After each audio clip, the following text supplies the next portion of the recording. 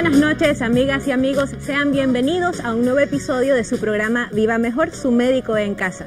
El día de hoy vamos a hablar sobre el síndrome de ovario poliquístico, una enfermedad que puede afectar hasta el 20% de las mujeres que estamos en edad reproductiva y que si no recibe tratamiento no solamente va a expresarse en nuestro fenotipo, en la forma en que nos vemos, sino que también podría tener consecuencias devastadoras para su salud, con el desarrollo de diabetes, de hipertensión e inclusive de un tipo de cáncer uterino.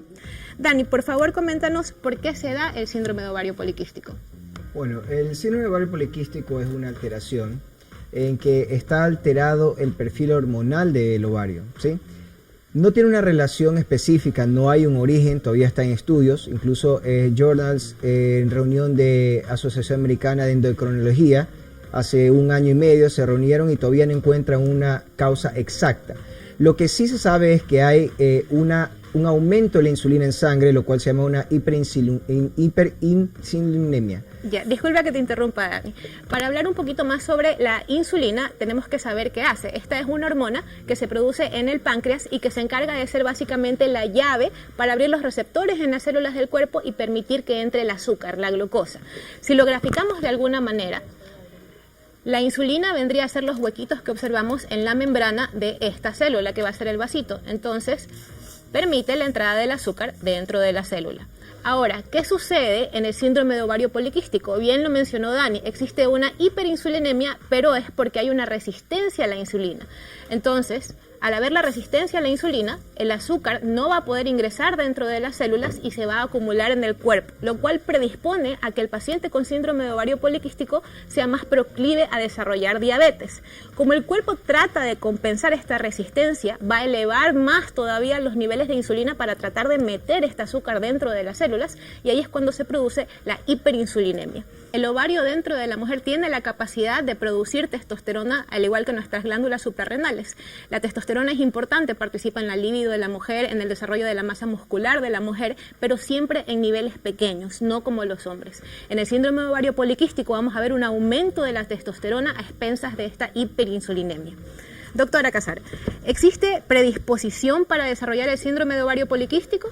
Bueno, sí existe la predisposición más o menos en un 10 a un 40% de las mujeres que tengan el ovario poliquístico han tenido un antecedente en su familia, obviamente en mujeres de su familia, sobre este síndrome. Pero determinantemente no todas tienen esta predisposición. Hay otras mujeres que en cambio por su estilo de vida, su nutrición, su falta de ejercicio y entre otras causas también pueden tener este ovario poliquístico sin haber tenido un antecedente de alguien en su familia. Es importante recalcar que la parte nutricional es importantísima con relación también incluso de los cuidados que se puede tener con lo que es el sistema, el aparato reproductor. Entonces tenemos que siempre tener pendientes cuando una niña o una persona ya que no sea una niña, o sea, no una adolescente, sino alguien mayor de 26 años, llega a tener este problema, es decir, comienzan, me imagino que ahí ustedes que son los ginecólogos van a hablar acerca de lo que es el tema de las irregularidades menstruales, que son el primer síntoma ginecológico para poder darse cuenta que algo está sucediendo con nuestros ovarios y de ahí vendrán todas las manifestaciones en piel para poder determinar si están de acuerdo o no con las alteraciones hormonales. Dani, por favor, coméntanos cuáles van a ser, ya médicamente hablando, los signos y síntomas, pero con palabras sencillas, para que nos entiendan en casa, del síndrome de ovario poliquístico. A ver, sobre los síntomas, me gustaría explicarlo en 3 bloques, para que sea un poco más sencillo. Un bloque que sea alteración menstruales, el otro bloque que sea cambios corporales, y el tercer bloque que significa alteraciones ecográficas. Okay. Ahora detallo cada una. En lo que es alteraciones menstruales, puede haber menstruaciones irregulares en su frecuencia, o sea que han disminuido, que técnicamente es oligoamnios, oligamenorrea, o puede también tener menstruaciones que no vienen, o sea, puede la paciente tener 2, 3 meses sin menstruaciones y presentar una amenorrea. Y esto es lo que más preocupa a las pacientes, que piensan lo primero que están embarazadas, pero en realidad puede ser otro componente, ¿no? Síndrome metabólico. De ahí lo que es las alteraciones en el componente físico. Estas pacientes con síndrome de ovario poliquístico tienen generalmente exceso de vellos, puede ser facial, puede ser en el tórax, mamas, abdomen, extremidades, eso se llama hirsutismo, ¿sí? También puede presentar alguna otra alteración como caída del cabello, alopecia, pero generalmente esta alopecia es más central, de cómo se puede usar, o calvicie. Y algo importante que es lo que más notan así es el acné. Incluso textos te mencionan que una mujer mayor de 20 años que presenta acné debería investigarse sobre ovario poliquístico o hiperandrogenismo. Entonces el acné es algo que es muy fácil de ver y a la mujer es una sospecha que nos pueden llevar a la consulta. Sí. Doctora, ¿qué otras manifestaciones en pie, además del acné, se ve en el síndrome de ovario poliquístico? Bueno, así como le dijo el doctor, también el tema de la caída de cabello, que generalmente es la parte temporofrontal. También se puede ver la acantosis nigricans, que es simplemente una pigmentación en los pliegues. Más se lo pueden denotar en lo que es en el cuello, las axilas, la entrepierna. Y cuando ya hay mucho exceso de andrógenos, así como vemos en la imagen, podemos encontrar incluso pequeñas neoformaciones en el cuello y en las axilas, que son los acrocordones o fibromas péndulos. Pero estos se ven como unas mini verruguitas, ¿verdad? Como verruguitas. Normalmente los pacientes acuden pensando que son verrugas y que quieren ir a la consulta solo para que se las cauterice, pero en realidad el tema va más allá de ver estas prolongaciones de piel y hay que mandar a hacer exámenes para descartar. Obviamente, la suma del acné, la suma de la acantosis nigricans, la suma de la alopecia, la suma de del hirsutismo, van a llegar a dar un diagnóstico clínico de que de síndrome de ovarios poliquísticos y por ende mandar a hacer exámenes y obviamente derivar la parte ginecológica al especialista, ¿sí? Sí, algo que quería comentarles, amigos, es sobre el hirsutismo. Hay pacientes que por cuestiones familiares tienen más pelitos en su cuerpo que otras. Esto no quiere decir que usted tenga el síndrome de ovario poliquístico.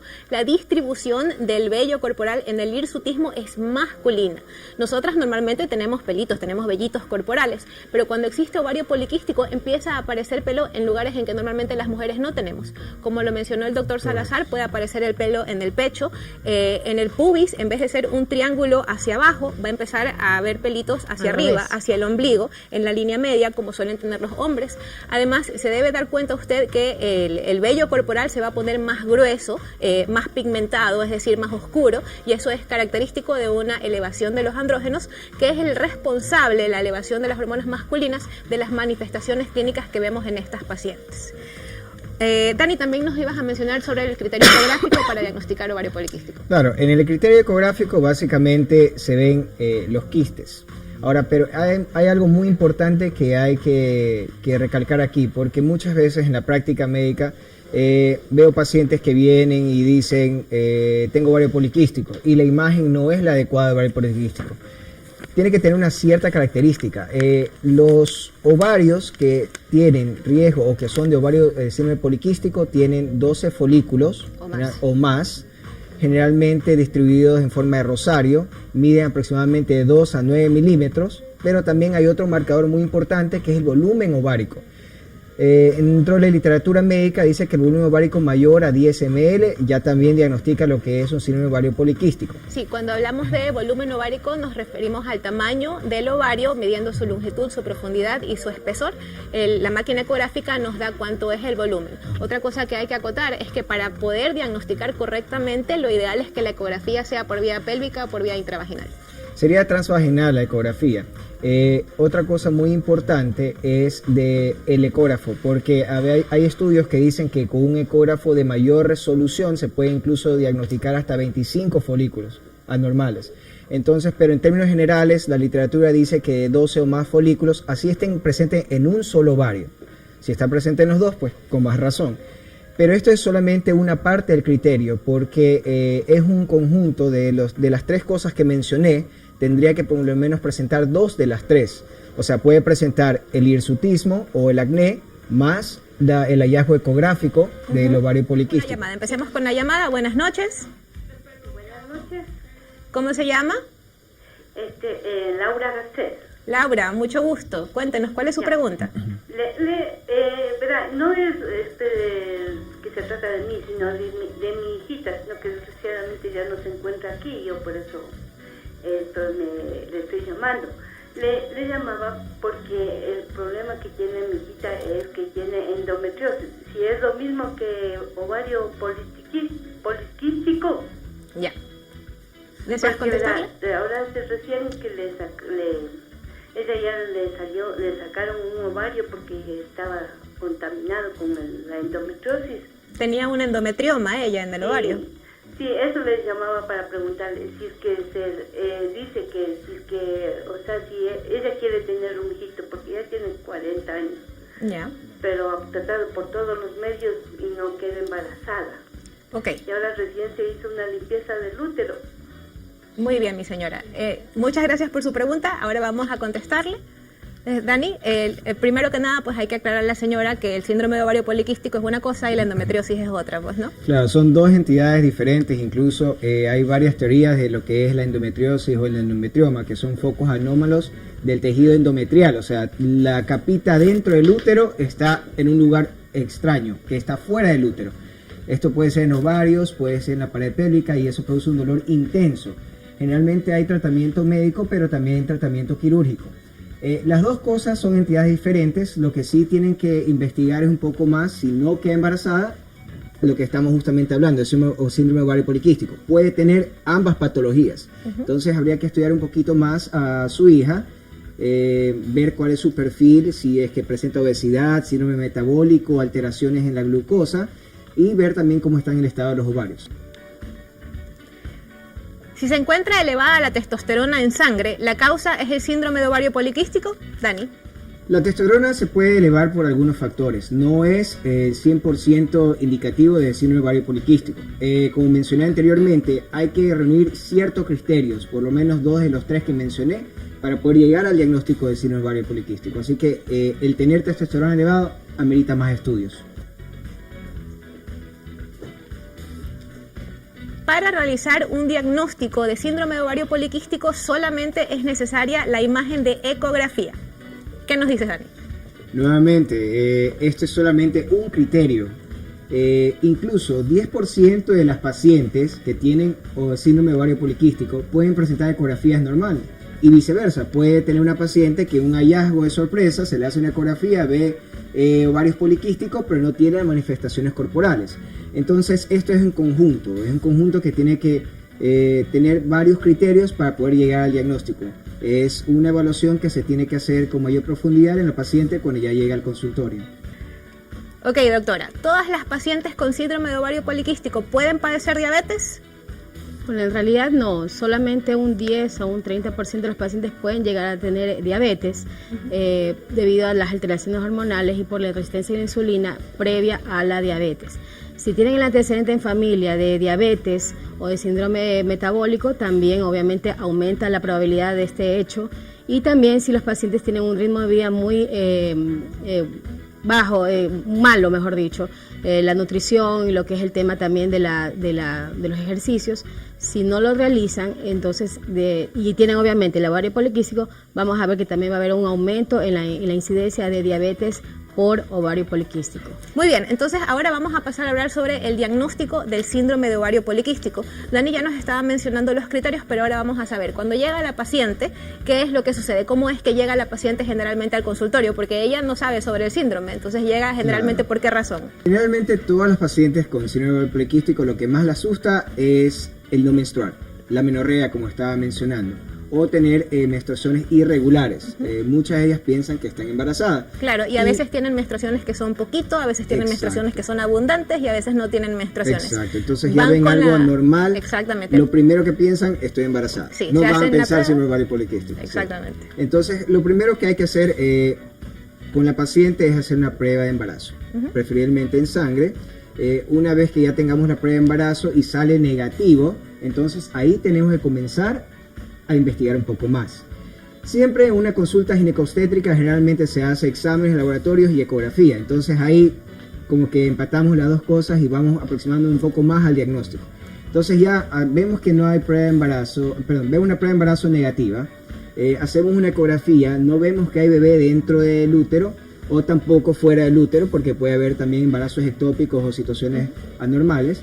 Y comenzamos a ver los ovarios. Si vemos si en estos ovarios tienen las características que les mencionaba de los ovarios poliquísticos, como les mencioné, el presentar un folículo 2 no es ovario poliquístico. Eso es algo que mucho veo en la consulta, mucho veo en el hospital en que laboro, de que hay un mal diagnóstico. Tiene que tener más de 12 y una medida específica.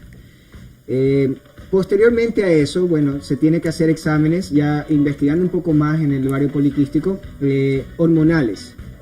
Tanto para la mujer su perfil hormonal, LH, FSH y testosterona. Incluso índice de glucosa y resistencia de la glucosa con un OMA. Son las cosas que se deberían hacer. Exactamente. Tú mencionabas sobre la ecografía. Entonces, en un momento nos van a poner en pantalla cómo se vería ecográficamente un ovario normal, que es el que estamos viendo en pantalla en este momento. Como lo mencionó el doctor Salazar, ese ovario presenta un solo quiste, que es su folículo dominante, el que seguramente va a ovular esa paciente en ese ciclo. Pero un ovario poliquístico no tiene esta característica, sino que tiene varios folículos congelados, como lo mencionó el doctor Salazar, que miden hasta 9 milímetros y que se disponen en rosario y en corona radiada. Ahí tenemos un dibujo esquemático. En un lado de sus pantallas está lo que vendría a ser normal, un folículo que se desarrolla, crece y luego se rompe para liberar un óvulo, proceso conocido como la ovulación, y del otro lado un ovario poliquístico. A pesar de que a la mujer ya le toca ovular, los folículos no responden a la estimulación cerebral y no hay la ovulación. Esta es una de las razones por la cual la paciente no ve la regla. Como no hay ovulación, no hay producción de estrógeno y progesterona para que crezca la capa interna del útero, y como no crece la capa interna del útero, no solamente que la paciente no puede quedar embarazada, sino también que no va a menstruar. Tenemos una llamada. Sí. Buenas noches. Aló, buenas noches. Buenas noches. ¿Cuál es su nombre? Aló, Buenas noches. ¿Cuál es su nombre? Carmen Cajamarca. Carmen, mucho gusto. Cuéntenos cuál es su pregunta.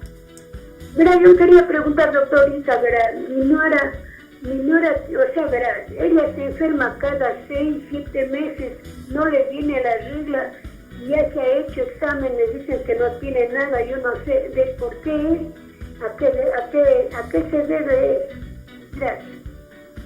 Ok, en este momento le vamos a contestar. Cuando existe una paciente con amenorrea, el síndrome de ovario poliquístico, amenorrea es la ausencia de la menstruación, el síndrome de ovario poliquístico es una de las opciones. Como mencionamos, lo primero que se debe hacer es descartar que la paciente esté embarazada. En este caso, obviamente, la señorita no está embarazada porque ya no le viene la regla desde hace 9 meses, nos mencionó 6 meses, entonces obviamente no está embarazada. Entonces a ella hay que investigarle su perfil hormonal. Como lo mencionó Dani, para el síndrome de ovario poliquístico se piden hormonas femeninas. Específicamente son hormonas que van del cerebro hacia el ovario, que estimulan a la producción de folículos y a que uno se haga más grande para la ovulación, que son FSH, y luego para que se rompa este folículo y libere el óvulo, LH, y también se debe medir la respuesta del ovario, y esto se hace midiendo el estrógeno en la sangre de la paciente. Luego, estos exámenes se deben pedir en el tercer día del ciclo, es decir, desde que empieza la regla, la paciente cuenta 1, 2, 3 días. En el tercer día es cuando debería medirse estas hormonas, y luego en la fase lútea de su ciclo, más o menos por el día 16 o el día 20, debería medirse su nivel de progesterona también para ver cómo está trabajando el ovario y relacionarlo con el síndrome de ovario poliquístico. Esto es lo que yo le recomendaría a usted, que su familiar no solamente tenga exámenes generales, sino exámenes hormonales específicos para determinar cuál es la causa de la ausencia de la regla. Ahora, no solamente puede ser por desbarajuste en las hormonas femeninas, también podría ser otra causa. Por ejemplo, si ella tiene algún, Dios no quiera, un tumor en glándulas suprarrenales que produce mucha testosterona, eso le bloquea la menstruación. Dani, por favor, dinos sobre las complicaciones del síndrome de ovario poliquístico, cómo este se desarrolla con la hipertensión. Bueno, el síndrome de ovario poliquístico generalmente se ha visto que en mujeres mantiene una presión constante. O sea, ¿qué es lo que ocurre normalmente? Durante la noche, cuando uno ya está más relajado, ya está sin actividades, las presiones tienen que ir disminuyendo del basal de que normalmente tiene la señora. A menos que seas médico, pues no, ahí sí ya no se baja la presión. Sí, nosotros siempre tenemos la presión alta, ¿sí? Del estrés. Entonces, esto no ocurre en las mujeres con síndrome de ovario poliquístico. Entonces, el mantener esa presión constante durante todo el día puede producir un riesgo de hipertensión a futuro. Claro, algo que quería mencionar sobre el síndrome de ovario poliquístico en cuanto a los lípidos, que ya mismo lo mencionamos. Buenas noches. Hola, buenas noches. Hola, buenas noches. ¿Sí? ¿Con quién tengo el gusto? Con Gabriela, Gabriela, ¿de dónde nos llama? de acá de Carapungo. Carapungo, qué lindo lugar. Cuéntenos, ¿cuál es su pregunta? Le quería preguntar al doctor, lo que pasa es que yo tengo un quiste en el ovario derecho. ¿Será que por esa situación yo no me puedo embarazar? Una pregunta, ¿cuánto mide su quiste? No estoy... No ahorita está no lo tengo, la Ok, medida. ¿y es uno solo o son varios? No, un solo. Uno solo, Sí. ok. Muy bien, Dani. Buenas noches. El tener un quiste solamente no es un signo de ovario poliquístico, pero sí es importante. ¿Por qué motivo? Los quistes mayor a 6 centímetros tienen la tendencia a torcerse, puede ser una torsión de quiste. Y esa torsión de quiste puede producir una situación que tenga que operarse. Claro, se siente ¿Ya? el dolor como una apendicitis. Es un dolor como una apendicitis, un dolor intenso, súbito. Pero eso en el riesgo de los quistes que tengan mayor a 6 centímetros. Claro, y siempre y cuando sean quistes simples, ¿no? Existe El quiste simple es, en ecografía se ve como vimos en el ovario poliquístico, pero más grande. Un quiste simple va a ser una bola totalmente negra, porque el líquido no se pinta en la ecografía, entonces se ve perfectamente una bola negra. Eso es un quiste simple. Si es que no es completamente negro, entonces ahí sí no nos esperamos con la regla de los 6 centímetros. Exactamente. Ahí habría que investigar un poquito más si el quiste tiene una estructura anormal, con más razón. Buenas noches. Hola, buenas noches. Muy buenas noches. ¿Cuál es su nombre, amiga? Roxana Guaranda, Roxana, ¿de dónde nos llama? de Daule. De Daule. Roxana, por favor, tenga la gentileza, bájale un poquito al televisor. Bájale un poquito el televisor. Sí, bájenle, por favor. Sí, ya. Cuéntenos, ¿cuál es su pregunta? Sí, es porque no menstruo, tengo 6 años y no menstruo, según tenía ovario poliquístico. Ujú. Ok. ¿Ya tiene hechos todos los exámenes previos para el diagnóstico? Sí, tenía tumor hipoficiario. Ok. Ya, tumor hipoficiario productor de qué hormona, disculpe. ¿Se acuerda? ¿Qué hormona? De la prolactina. Ya, perfecto. Ahorita le voy a contestar su pregunta. Muchas gracias. La prolactina, como lo mencioné hace un momento, es una hormona que se produce en el cerebro. En el cerebro hay una glándula muy importante que se llama hipófisis y básicamente ella se encarga de secretar hormonas que trabajan en todo nuestro cuerpo, así no nos demos cuenta. Es responsable de que nosotros crezcamos, de nuestro metabolismo, en el parto de las contracciones uterinas y en el periodo de la lactancia de la producción de leche gracias a la producción de prolactina. La prolactina se produce normalmente, como lo mencioné, en el periodo de lactancia, pero a veces pueden haber tumores en la hipófisis que son unos tumores muy trabajadores y empiezan a secretar altas dosis de prolactina. Ahora, ustedes tienen que haber escuchado que cuando la mujer está dando de lactar, siempre y cuando sea lactancia exclusiva, la lactancia va a actuar como un anticonceptivo. Lo mismo pasa en las pacientes que tienen hiperprolactinemia, es decir, elevación de la prolactina en la sangre. Actúa como un anticonceptivo.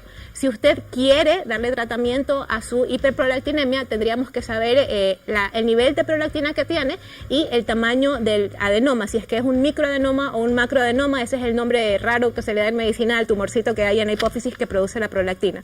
Según el tamaño, o usted necesita una cirugía a través de su nariz para llegar a este lugar y sacar este tumorcito, o podría ser controlado con medicación. Sí existe la opción de tratamiento con pastillitas, que es largo de igual forma y midiendo el tamaño de este tumorcito para que se reduzca, pero esto se hace en base a exámenes de laboratorio, viendo su nivel de prolactina y en exámenes radiológicos viendo el tamaño del tumorcito. Entonces, doctora Catar, coméntenos qué tratamientos le puede brindar usted a estas pacientes cuando tienen alopecia, la caída del cabello.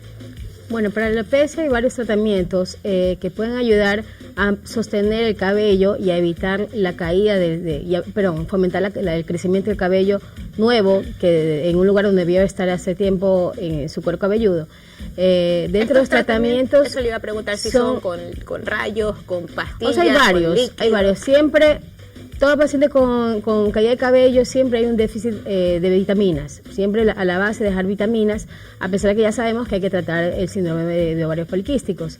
Pero también las vitaminas, también hacer tratamientos con minoxidil. El minoxidil es una droga, un medicamento muy ampliamente usado, lo que es la alopecia androgenética, que en realidad la alopecia androgenética es decir, por aumento de andrógenos, que se da en el ovarios poliquísticos, es que se da en los pacientes.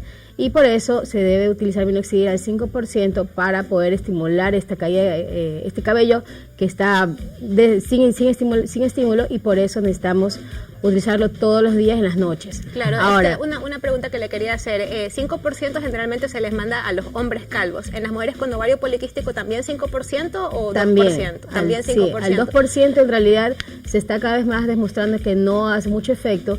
El 5% no tiene a tener ningún efecto secundario si es manejado por un dermatólogo, que a tiempo podemos ver los efectos secundarios como son crecimiento de vello en otras partes que no son las adecuadas. ¿Alguna recomendación importante para colocarse el minoxidil? ¿No les van a quedar las manitos peludas después? No.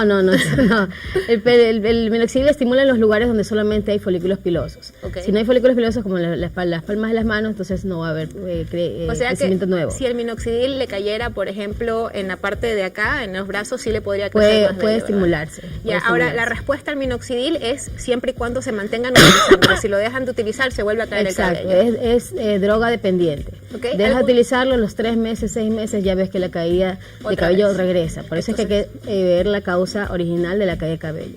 Ahora también hay otros tratamientos como son las inyecciones con el mismo minoxidil o con sustancias que también promueven la formación de cabello, que inhibe la hormona que estimula la caída de cabello. Y también hay otros medicamentos que también se lo está utilizando bastante en hombres, pero en mujeres ya se lo comienza a utilizar para evitar la caída de cabello, pero eso es en casos muy extremos. No se pierda mañana a las 7 de la noche un nuevo episodio de su programa Viva Mejor, su médico en casa. Pasen muy bien.